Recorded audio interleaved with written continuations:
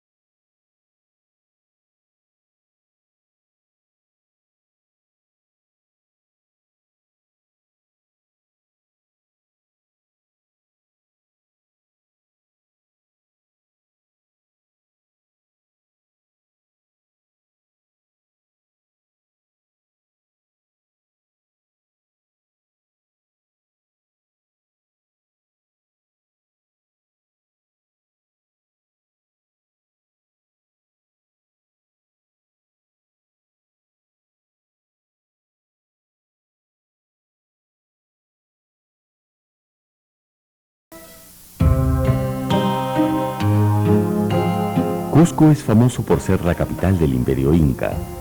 Tanto dentro como fuera de la ciudad encontramos una inmensa variedad de vestigios arqueológicos que son herencia de las culturas precolombinas.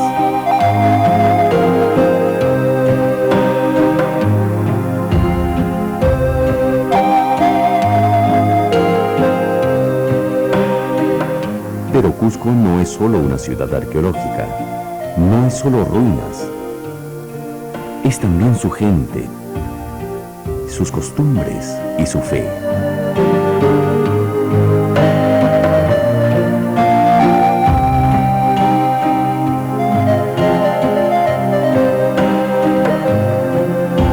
Es esa maravillosa mezcla de la vieja Europa y el nuevo continente. Cusco es uno de los ejemplos más elocuentes de lo que fue la colonización en tierras sudamericanas.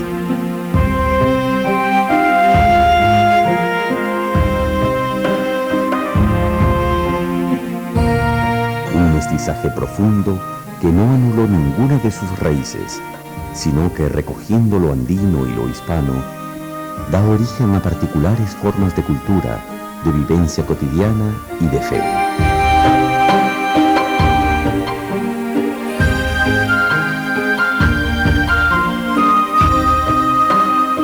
Pocos ciudades del mundo que tengan tanta riqueza de un pasado en que se mezclan dos culturas que se unen porque realmente se unieron y que es como para enorgullecer a cualquiera.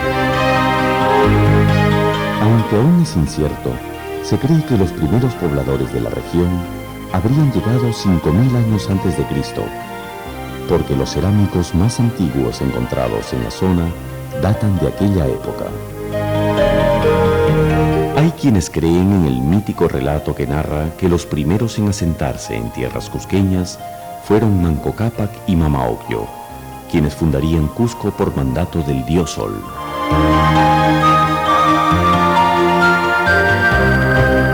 Lo cierto es que la civilización inca empieza su recorrido en el siglo XIII de la era cristiana, luego de arduas batallas por someter a diversos pueblos.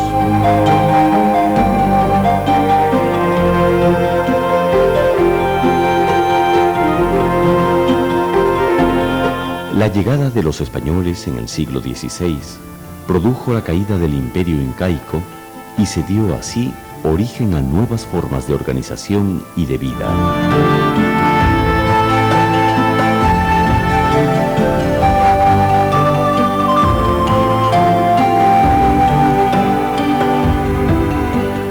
Finalmente, Francisco Pizarro denominó el 23 de marzo de 1534 a la ciudad del Cusco, ciudad noble y grande. Los colonos descubren al llegar al Cusco un nuevo espacio de intercambio cultural y un nuevo horizonte por evangelizar.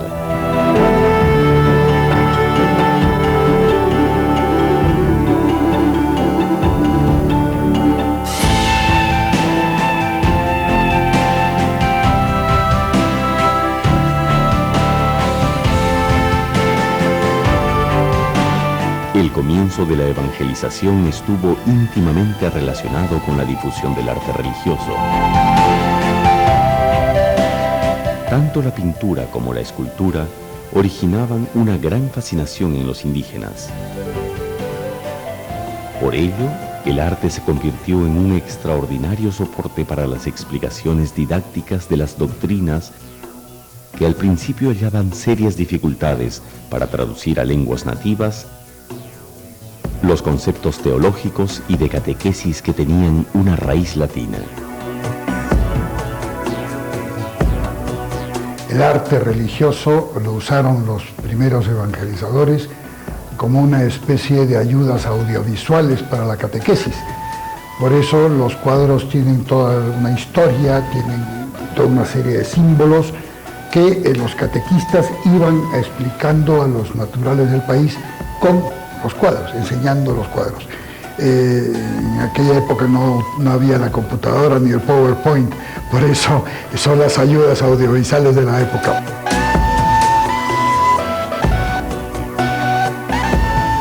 La mejor obra de la evangelización fue el arte, que fue una escritura pistoliogramática de ese proceso de introducción de la fe en el Nuevo Mundo. Al momento de la conquista, existía en Cusco y en el Imperio una significativa actividad plástica y arquitectónica que pervivió hasta la colonia a través de la pintura en queros, los cerámicos y las grandes fortalezas. Es así que el arte de la evangelización no impone sus estilos propios, sino que entrando en diálogo con lo incaico, va recogiendo los rasgos particulares de la zona, produciendo así nuevas formas de arquitectura, retablería, escultura, orfebrería y particularmente pintura. El arte colonial cusqueño, que comienza con un sistema duro, acartonado, esquematizante, que es el arte postmedievalista español que llega acá, se va transformando con la llegada de diferentes estilos como el manierismo, el tenebrismo, el barroco, el rococó, el neoclásico. Pero todo ese arte es arte religioso. El arte profano es muy mínimo en relación al arte religioso, porque es la expresión de un pueblo y la expresión de la fe de un pueblo. Es así que en el Cusco, de una manera espléndida, lo andino y lo colonial van tomando nueva forma, revitalizándose entre sí y originando una escuela propia de arte.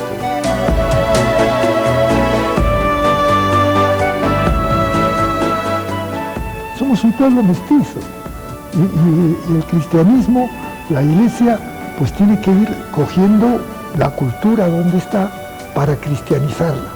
Y esto se hizo acá, o sea, no se perdió la cultura incaica, yo creo, aunque sacaron las piedras de Sacsayhuamán para construir esto, pero en el corazón de la gente seguían teniendo esa cultura, pero ya unida a un Dios, a algo más sublime. Caminar por las calles del Cusco es experimentar ese encuentro de dos mundos en una sola fe. Muchas de sus calles permanecen casi igual a como estaban en el incanato. Pero en las esquinas podemos encontrar hermosos templos católicos.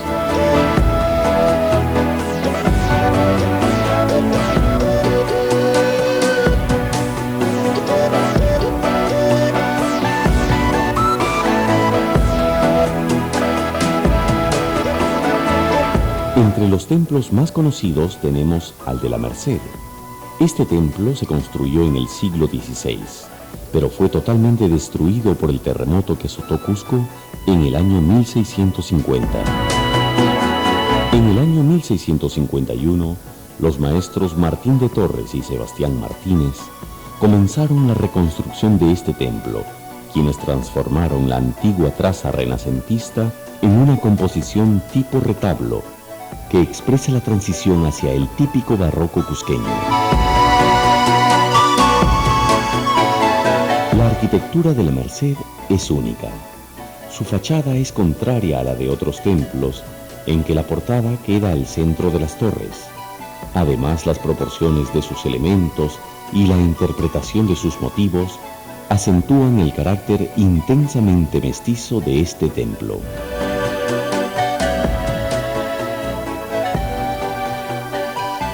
Otro templo de gran importancia en el Cusco es el de Santo Domingo.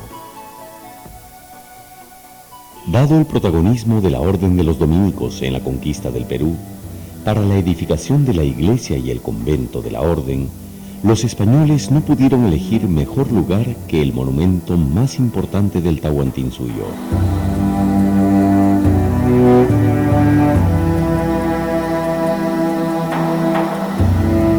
El Coricancha, el mayor adoratorio para el culto del dios Sol. Apuinti taita, ancha munasca y sumaj, inti taitayay, mañakuikiman, apukunaj, hatun kausainimpi. Lo más sorprendente de este edificio es la perfecta adaptación que los constructores han logrado al armonizar el templo incaico con el templo católico.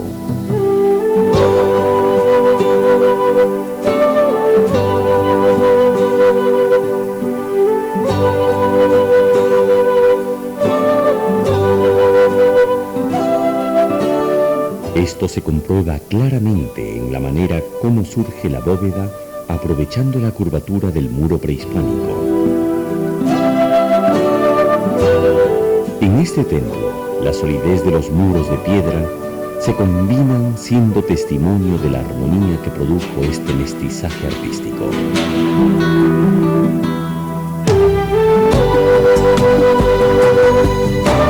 Pero los templos no solo muestran un gran atractivo exterior, sino que al ingresar a ellos vemos espectaculares resultados en los trabajos manuales de muchos artesanos hispanos, indígenas y mestizos.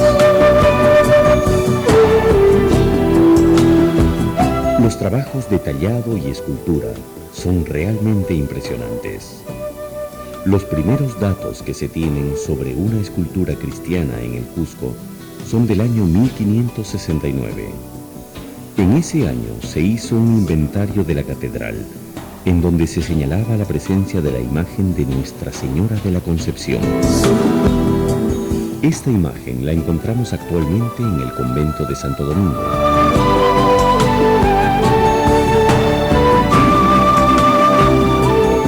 Los claustros de los distintos conventos y sus trabajos en piedra son también de gran calidad y perfección en el detalle.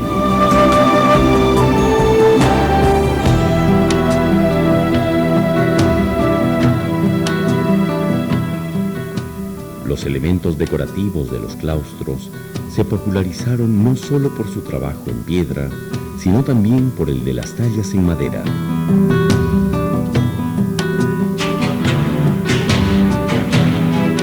Las muestras de ello las encontramos en los distintos trabajos de retablos y púlpitos de las iglesias.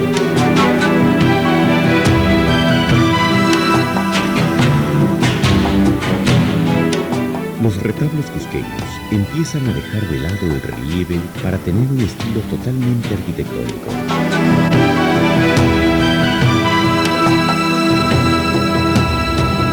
Ahí la piedra y la madera se unen constantemente en esculturas que tendrán al retablo solo como soporte.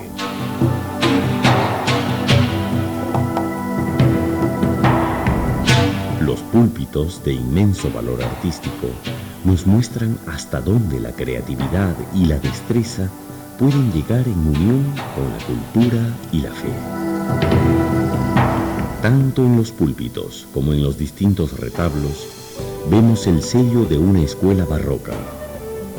Lo interesante es que muchas de estas obras fueron hechas por los mismos indígenas, quienes plasmaban sus estilos propios en sus obras.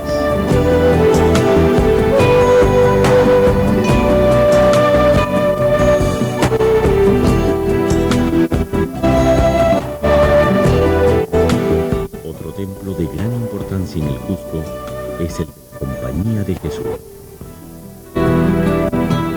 es quizá el templo mejor que tenemos los jesuitas en toda América, porque aunque es verdad que el de San Pedro de Lima es más grandioso y el de Quito, dicen, no le conozco, que tiene mucha más riqueza interna, pero toda la arquitectura, la esbeltez de este templo no la tiene ningún otro, y por eso sirvió como modelo el arzobispo o el obispo, porque todavía no eran arzobispos del Cusco, Monseñor Mollinedo y Angulo, que fue el gran mecenas, lo quiso tomar como modelo para otros templos que hay en toda esta zona. Aunque los jesuitas fueron la última de las grandes congregaciones religiosas en llegar a la ciudad del Cusco, para la construcción de su iglesia y convento obtuvieron un lugar privilegiado en la Plaza Mayor. La construcción del templo original fue iniciada en 1571 sobre los terrenos del antiguo Amarucancha, palacio del Inca Huayna Cápac, que era uno de los palacios más modernos y más grandes que rodeaban la Plaza Mayor de Cusco. El templo de la Compañía de Jesús, dedicado a la transfiguración del Señor Jesús, es particularmente esbelto y de gran altura. Empezaron a construir este templo. Como estaba en la misma plaza de armas, pues claro, y querían hacer una cosa muy grandiosa, pues los canónigos, aun el mismo arzobispo que había apoyado mucho a los jesuitas, como que se molestaron, ¿no? Y hicieron juicio, que fue hasta Lima, y anduvieron ahí en esos dimes y diretes. Pero de todas maneras el templo empezó a ser construido. Les prohibieron el que tuviera atrio delante, porque iba a hacer competencia a la catedral. Esto fue una ventaja, porque por eso lo construyeron más alto y más esbelto. El templo de la Compañía tiene una de las fachadas más bonitas de la ciudad del Cusco. En la entrada principal se observa a la Virgen de la Inmaculada Concepción, tallada en mármol. Muy cerca de ella hay dos capillas externas que apoyan a la iglesia principal. Y luego también, claro, pasaba como en San Pedro, en aquellas épocas todo el mundo quería tener lo mejor y querían tener 3 puertas que solamente lo pueden tener las basílicas, catedrales, ¿no? Claro, no se lo permitieron. ¿Qué hicieron? Poner una capilla a un lado y otra capilla al otro. Pusieron al lado, mirando a la izquierda, la capilla de Nuestra Señora de Loreto y al otro lado la capilla de San José, ¿no? Que hoy día una sigue siendo capilla, la otra ha pasado ya a la universidad, pasó, y luego ahora es de los artesanos. Y con eso quedó el templo mucho más esbelto. Al ingresar al templo principal, destacan el altar mayor de 3 cuerpos y columnas salomónicas.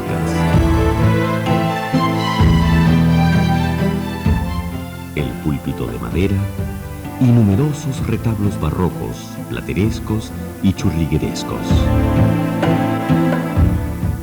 Toda esta majestuosidad atraía a muchos indígenas y los ayudaba a remitir su mirada hacia Dios y adquirir una especial piedad por la Virgen María.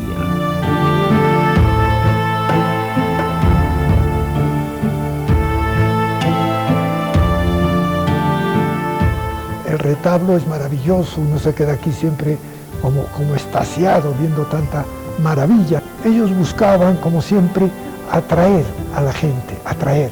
Y la gente de acá, empezando por los autóctonos, les gustaba todo lo recargado. Recordamos las misiones las reducciones del Paraguay, los guaraníes, como a través de la música barroca, de los templos barrocos, muchas flores, muchos símbolos, muchas cosas, pues atraen. En la Plaza de Armas del Cusco encontramos la catedral. Nacida tras la conquista y fundación española de la ciudad, tuvo 2 emplazamientos antes de levantarse sobre su ubicación actual. Por ello, la construcción de este templo duró casi 1 siglo y medio. La Catedral del Cusco fue una de las primeras catedrales consagradas en América y se consagró como tal en 1536. Su construcción comenzó a partir de ese año y se terminó en 1669, es decir, son 132 años de construcción. El terremoto de 1650 afectó a la catedral parcialmente, pero Cusco fue destruido. A la llegada de Molinedo, Cusco se rehace, se reconstruye. Molinedo es el gestor, el motor de ese Cusco colonial maravilloso que tenemos. Todos los obispos fueron mecenas, todos los obispos dieron grandes esfuerzos por realizar obras, no solo artísticas, sino obras de fe. Pero Molinedo es uno de los máximos exponentes. Con Molinedo se termina esta catedral. Y lo más interesante de todo es que la Catedral del Cusco guarda un legado cultural, histórico y artístico extraordinario.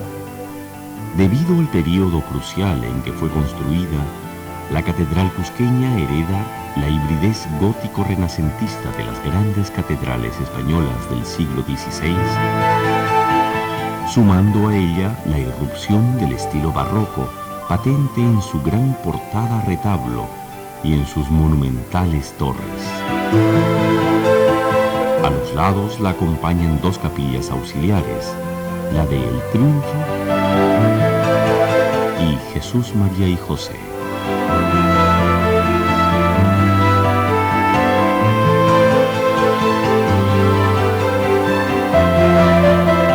En el interior encontramos grandes trabajos de orfebrería colonial y tallas en madera de cedro y aliso.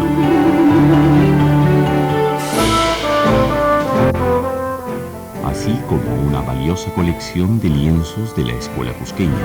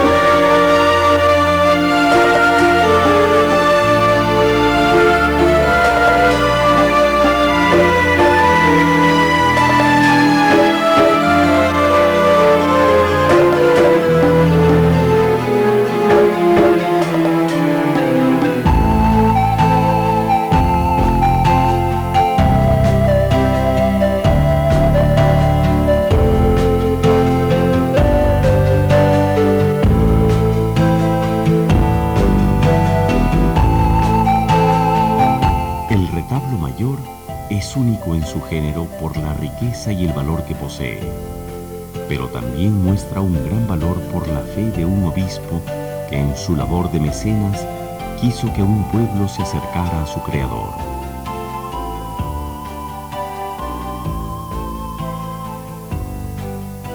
El altar mayor de la Catedral del Cusco fue comenzado en su ejecución en 1795 y se lo terminó en 1803. El obispo que donó esto fue en una visita pastoral al sector de Chumbivilca, Santo Tomás. Cuando lo recibieron al obispo en esta localidad, le tendieron una alfombra de plata. Luego de la visita pastoral, el obispo pidió que se le entregase, se le obsequiase toda la plata puesta en esa alfombra, la cual le fue cedida en su deseo. Traído al Cusco, el obispo encargó a un platero cusqueño de apellido Pinelo que ejecutase esta magnífica obra. Pero faltó metal y tomaron parte de los exvotos del Señor de los Temblores.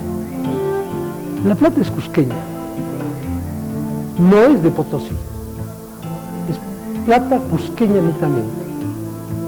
Esta plata está más o menos calculada en 5.000 marcos de plata.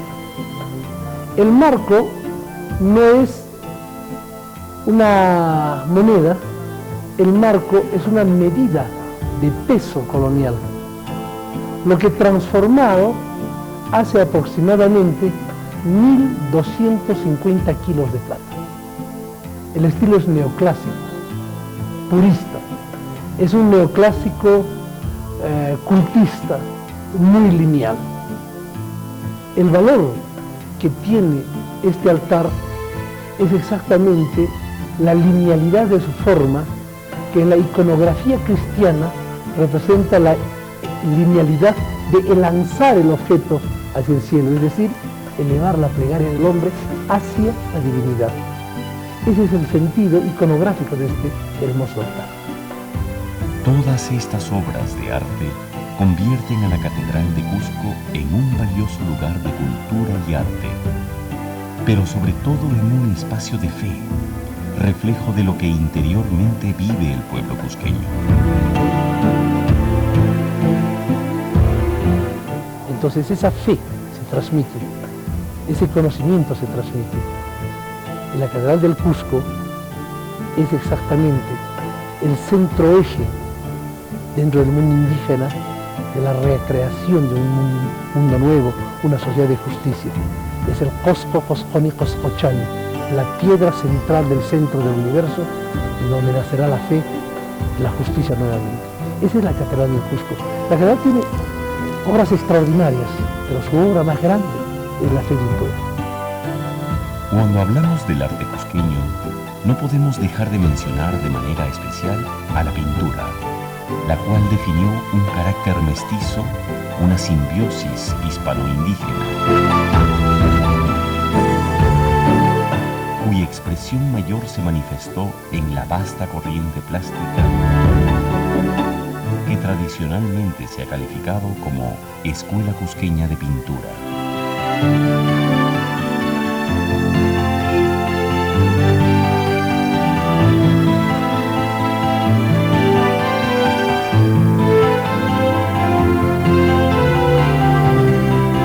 Cuando hablamos de los autores, tanto en pintura, escultura, labrado, los grandes arquitectos, hablamos de una gran pléyade de artistas. Hablamos de más de 280 artistas que tuvo el Cusco.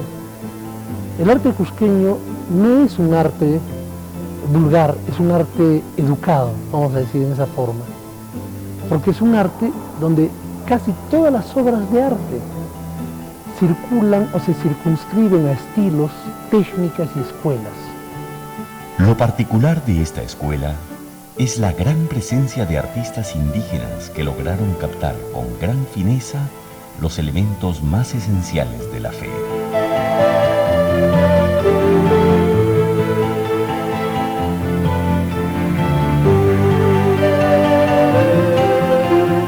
Lo impresionante es cómo ha habido una verdadera y auténtica inculturación de la fe que se ha hecho cultura, no solamente en los criollos, es decir, en los españoles, hijos de españoles nacidos en el país, sino de los mismos indígenas.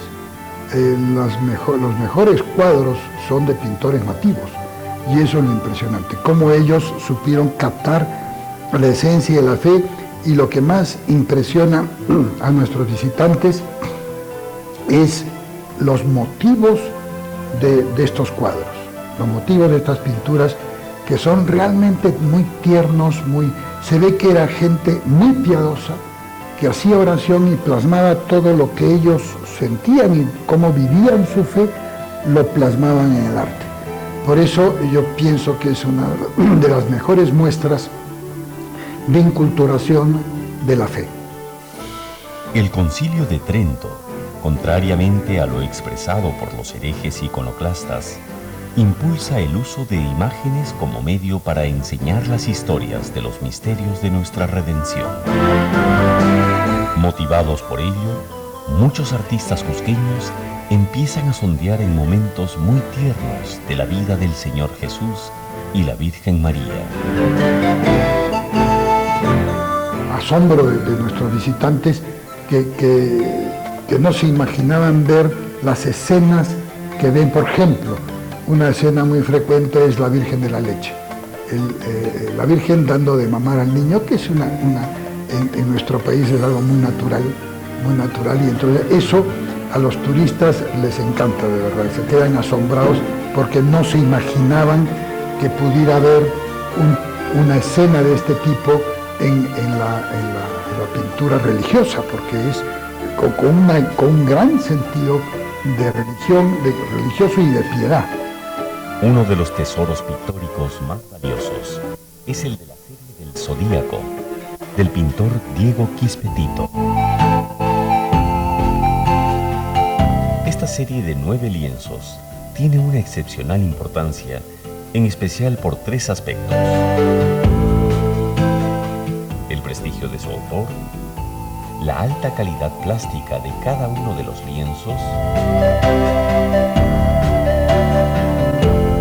y su singularidad temática en la América de su época.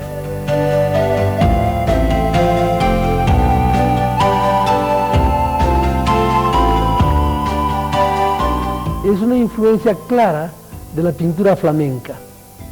Todos los términos de esta pintura del Zodíaco representan a parábolas de diferentes momentos de la vida de Cristo. La parábola del pescador, la parábola del viñador, la parábola de los agricultores, todas tienen un fin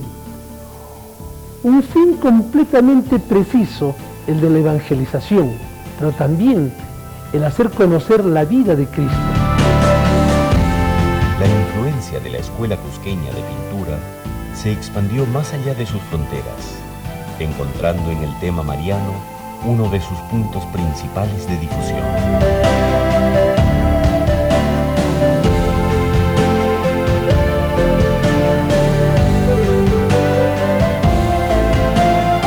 El tema mariano en América se difunde y se incentiva con una motivación: que el mundo indígena tenga a la Virgen María como su madre.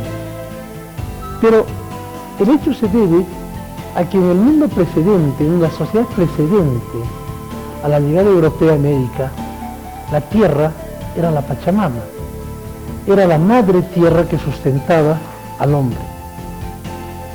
Llega a América la nueva corriente social de Europa, y los indígenas encuentran en la Virgen María la misma categoría de ideología que su antigua deidad de Pachamama.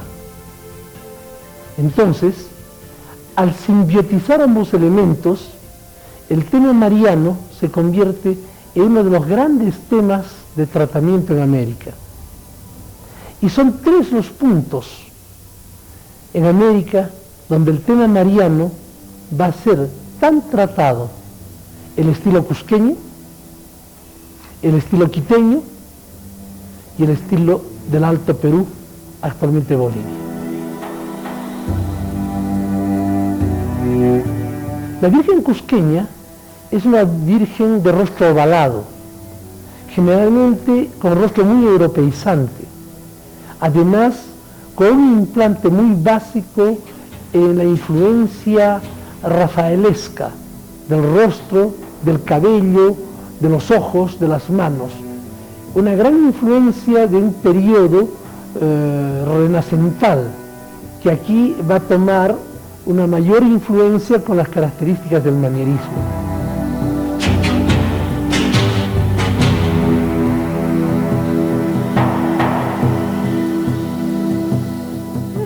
Las pinturas de las vírgenes cusqueñas portan algunos matices distintos a las pinturas de las vírgenes de otras escuelas.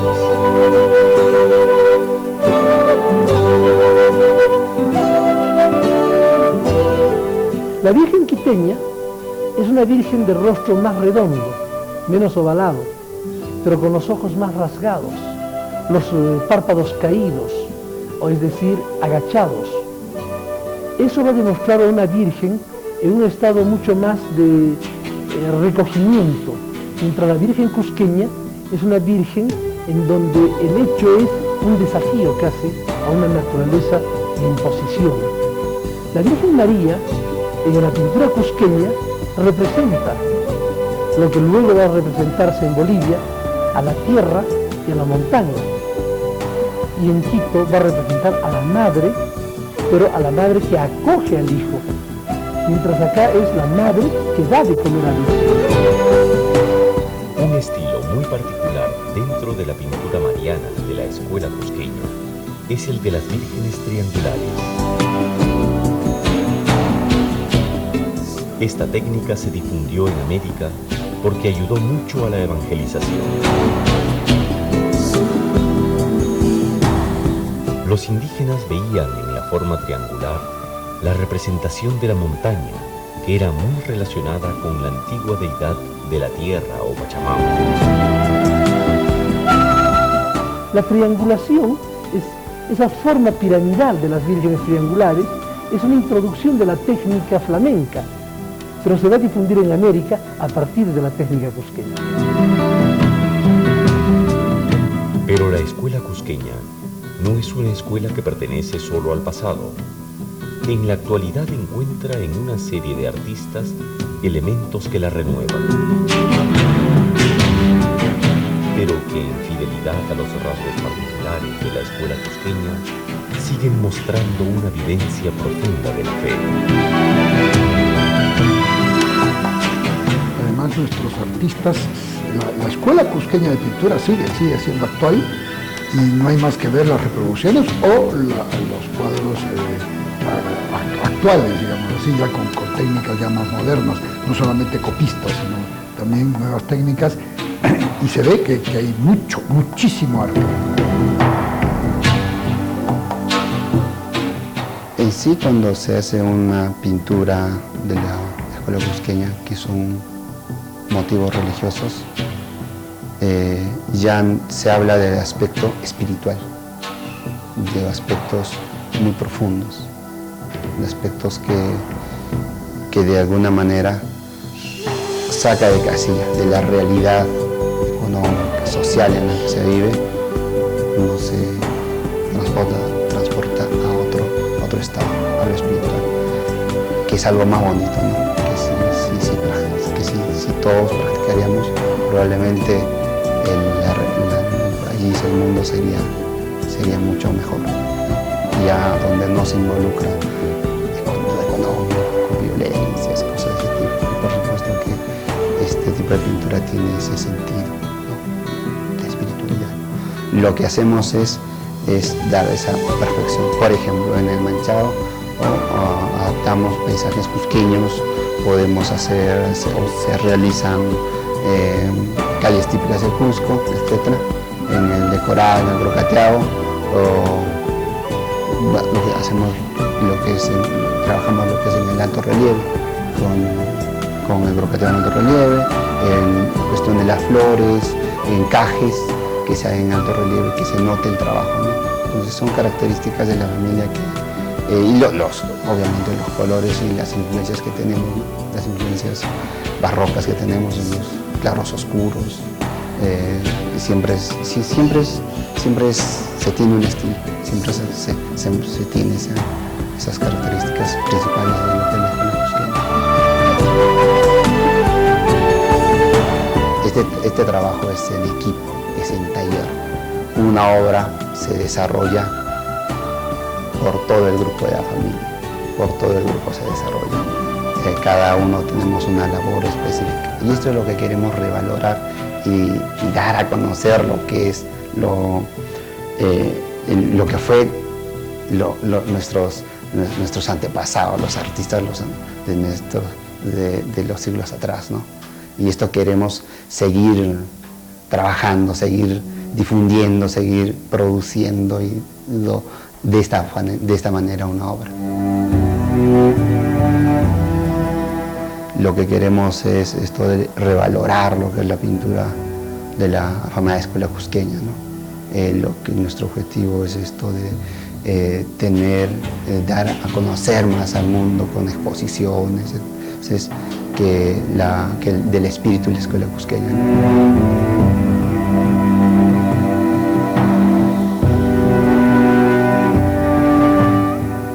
ahora pintamos con una libertad, ahora pintamos, añadimos detalles, añadimos ciertos aspectos de nuestras propias vivencias en una pintura, obvio respetando el espíritu de lo que es Le Cusqueño.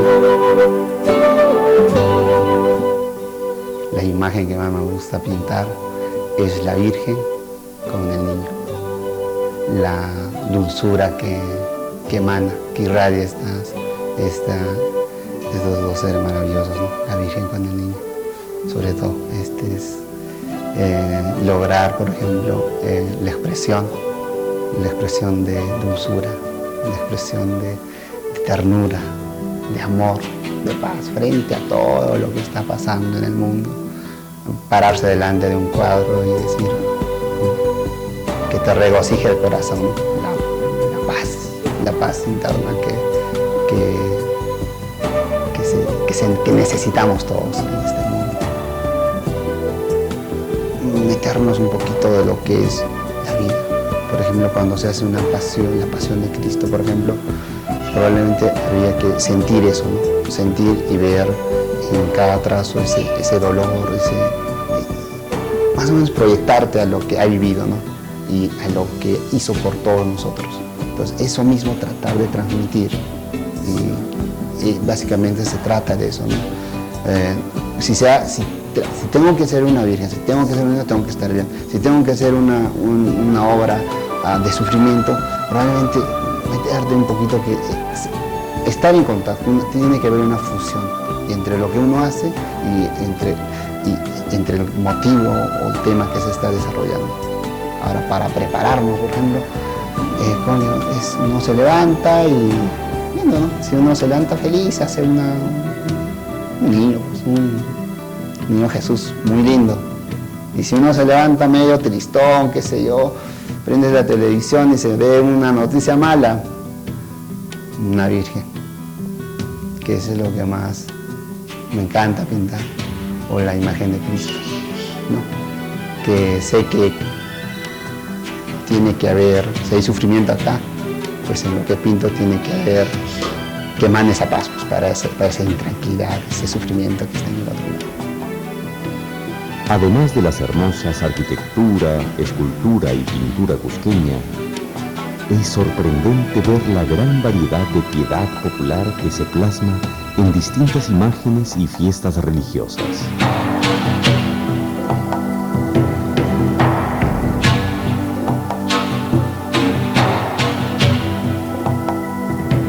Dentro de las imágenes de mayor veneración del Cusco, encontramos a San Antonio Abad, San Jerónimo, San Blas, Santiago Apóstol, San José o la Virgen de la Almudena. Pero la imagen de mayor veneración es la del Señor de los Temblores. Imagen que nuevamente nos muestra la unión entre el mundo indígena y el hispano. Hiperindígenas o hiperhispanos, bueno, es la dicotomía de una sociedad mestiza. Pero esa dicotomía se une en movimientos de fe tan grandes como es el Señor de los Temblores. La Itacha Temblores, el patrón jurado de la ciudad, el Cristo telúrico, el punto de encuentro de dos mundos y dos sociedades, el Cristo negro. Las fiestas religiosas ocupan un espacio muy importante en la religiosidad popular cusqueña. Propios y extraños encuentran en estos momentos espacios de intensa comunión y fe, en especial en la fiesta del Corpus Christi.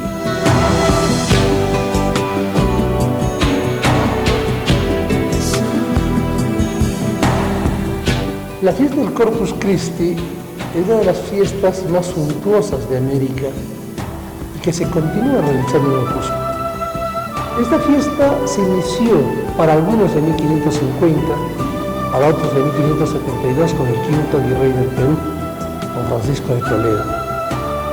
En el Cusco virreinal esta fiesta congregaba más de 150 imágenes de diferentes parroquias, diferentes ailos, diferentes panacas de la región. Esta fiesta llegó, como dicen los cronistas, a mezclarse con los ritos indígenas, con los ritos precedentes. Los cronistas hablan de una forma muy clara que esta fiesta vino a suplantar la fiesta del Itu, la gran fiesta de la agricultura, casi coincidente con el Inti Raymi. Pero el hecho más importante es que han transcurrido los siglos y la fiesta sigue perennizándose con una doble codificación de valores, tanto del mundo indígena como del mundo mestizo. Un hecho muy interesante en la procesión cusqueña de Corpus Christi es ver cómo desde sus inicios son distintas las clases sociales que se unen con devoción en torno al misterio más preciado que guarda la Iglesia. Es la fe que unificaba al pueblo, es la fe que unía completamente a diversas clases sociales que por lo general no se podían ni ver. Pero en ese momento, la fe de la fiesta del Corpus Christi, del cuerpo del Señor, destruía esas barreras sociales. Es así que Cusco es una tierra maravillosa, tierra de arte y de profunda fe. Cusco es un lugar privilegiado por Dios para el encuentro del hombre con aquel que lo ha creado. Ese es el fundamento de pensar que no estamos solos, que hay alguien supremo que nos está protegiendo y no perder la fe. Ese es el gran sentido que se tiene al pintar una obra. El Cusco, concretamente, tiene una concentración de obras de arte, especialmente de la época virreinal. Habría que distinguir lo que es todo lo arqueológico precolombino con lo que es el arte virreinal, que es sumamente rico. Cusco es la tierra donde Dios quiso que dos mundos se reconciliaran en una sola fe, en una sola iglesia.